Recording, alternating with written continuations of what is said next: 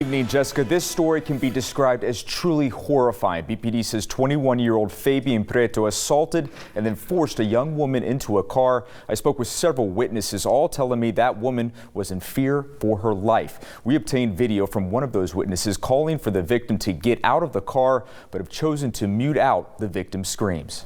Get out! Get out, babe! You're watching the horrifying moment. Witnesses say 21-year-old Fabian Preto forced a woman into his car after they say he beat her in the parking lot of an apartment complex in East Bakersfield. Officer dispatchable area 178 Morning Drive called in saying that there was a kidnapping type situation that had gone on out there. Several witnesses who are choosing not to identify themselves out of fear say around 11 p.m.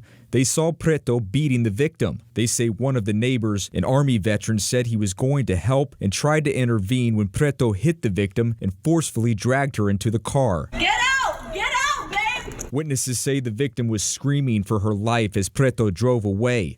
They say bystanders then got into a car and took off after them. And BPD are en route requesting units stage for a vehicle versus pedestrian. Police say a Good Samaritan saw the victim struggling inside the car as they drove down Highway 178. The car swaying back and forth as the victim attempted to get free. There was some contact between the vehicles as the Good Samaritan was attempting to make sure that they could stop the other car and try to keep this person from what he believed was a kidnapping occurring and trying to keep this person from driving off.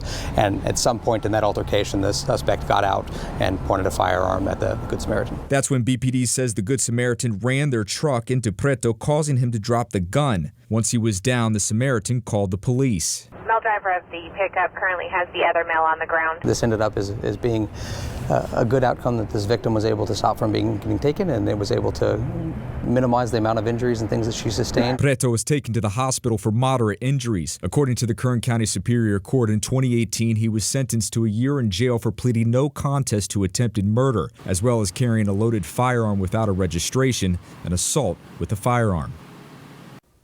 Now, Preto served 226 days and was credited for good behavior of that 2018 prison term. Once he is released, he will be booked into Kern County Jail for domestic assault, assault with a firearm, kidnapping, and other charges. This is a case we will continue to follow as we get that information on our social media platforms, as well as our website at turn23.com. For now, in studio, Josh Sanders, 23 ABC, connecting you.